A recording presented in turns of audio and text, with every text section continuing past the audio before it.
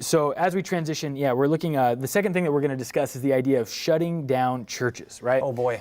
Yeah, so this is going to make everybody upset, so I'm hyped. So your religious rights, right? Like, what are they, and does the government get to infringe? Particularly in America, here we have this thing called the First Amendment, which prohibits churches from being like infringed upon, you know, the freedom of assembly, the freedom of worship, and things like that. But this is kind of a different wild card, right? Because a public health concern is a different ball game than just the tyrannical government coming and saying like, no, you're not allowed to go to church. And we're specifically referencing and so that's what we're talking about here. Pandemic. Coronavirus and its impact on the United States, both here and abroad, right, has clearly been nothing short of massive. Right. And it came from like left field. We've never had something like this before. Right. And so when we begin to discuss that, the idea that says for us, right, when we look at the value of staying closed down, right, not meeting in person, but still being able to meet together online or in other, you know, smaller, less than 10 groups, right, depending on where you are in the country, public health concerns are actually part of the mission of the church. And so this is one of the things I've seen from kind of the like, let's just follow what the government's asking us to do and not cause trouble, is the idea here is that one of the ways that we can love God and love our neighbor is by setting a good example. And when we do things that protect the most vulnerable against us, right, and especially when the book of James talks about taking care of widows, right, widows and orphans there. And so widows, we know, like, tend to be older, right, usually, unless something kind of rare happens, and elderly people are more susceptible to this idea. Like, we are in direct obedience with tenets of Scripture there, but also talking about setting a good example for people who might look for reasons to criticize the church. By us not meeting in person, we're not only taking away that ammunition, but we are actually saying, hey, look how much we care about the community,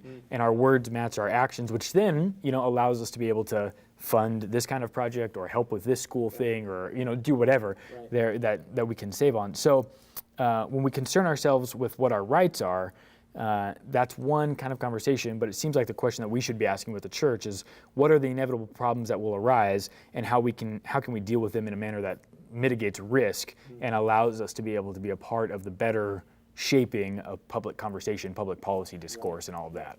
No, I think so. That's right. From that perspective, you have, and this passage came to mind actually as you were speaking.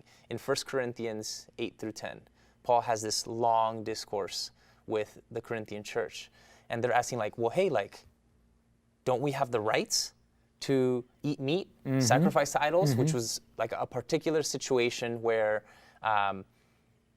they were basically saying, hey, don't we have some equivalent First Amendment to do this? And Paul's like, yeah.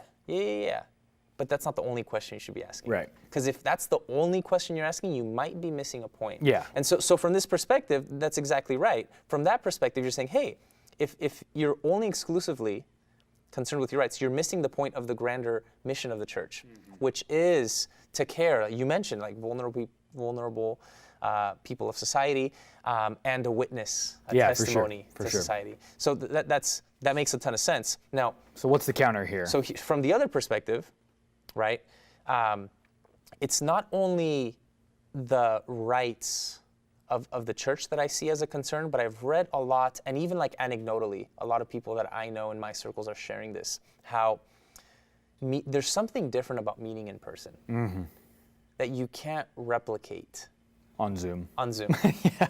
There's something different about for sure. counseling, fellowship, just the simple physical touch of greeting, you know, your brothers and sisters. And so one of the things that I've been hearing, and this is kind of interesting to me, is how mental health, and as it connects to spiritual health and overall flourishing of people, is being so incredibly drained by this whole pandemic as a whole, right? But now with specific reference to in-person meetings of churches, one of the things I'm hearing as an argument for the necessity and the essential nature of the church is people need this for their overall flourishing and health. And so here's a trade-off, right?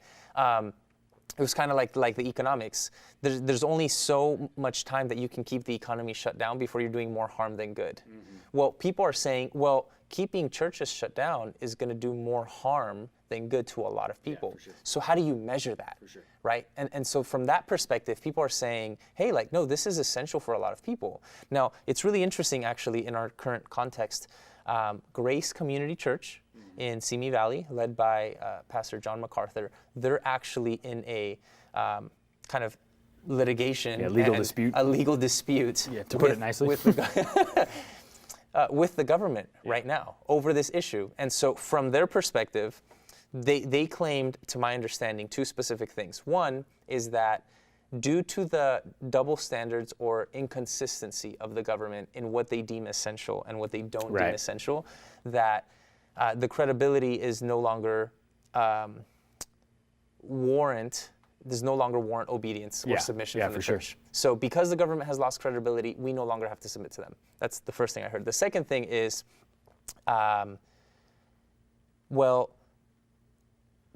it's an overreach of the government to impose those regulations on us. And so because it's an overreach, that also warrants our lack of submission to it. So that's really interesting because they're actually meeting in person and they're gonna fight the government over it. And so the question would then become, is that lawful? Is this a case where you should fight the government over? How would you determine that? What do you think? Yeah, so this is where I spent some time looking for ways that we kind of moved out of an us versus them dichotomy with the government and moved into kind of a conversation where we could be meta government or trans government, just above the fray in its entirety. And I came across this example that I thought was really interesting that I wrote down here that talked about what was called the challenge of peace.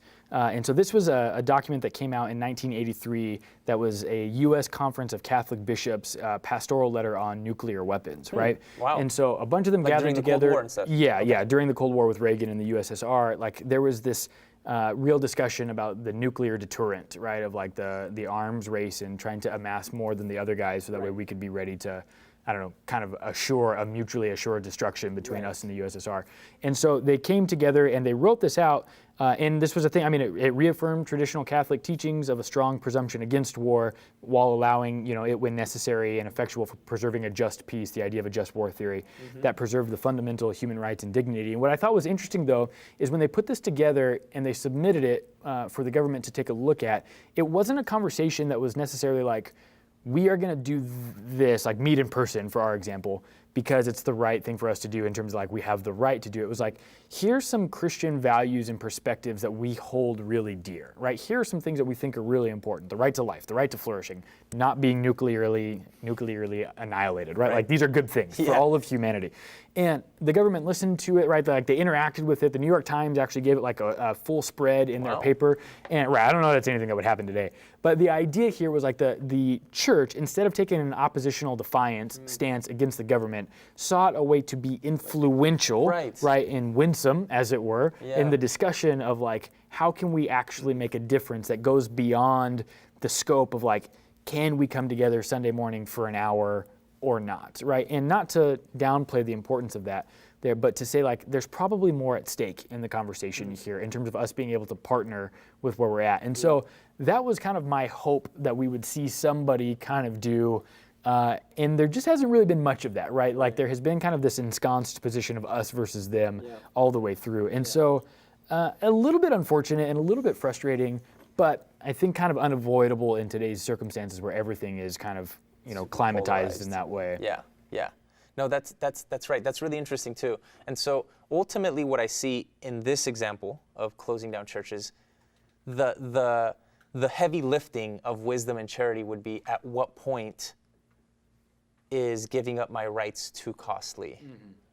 At what point is giving up my rights actually for the better good? Or at what point, no, you actually have to stand up for yourself. Right. That's hard. That's messy. Yeah. And for good reason. Well, right? And do we need to stand up for ourselves as Christians?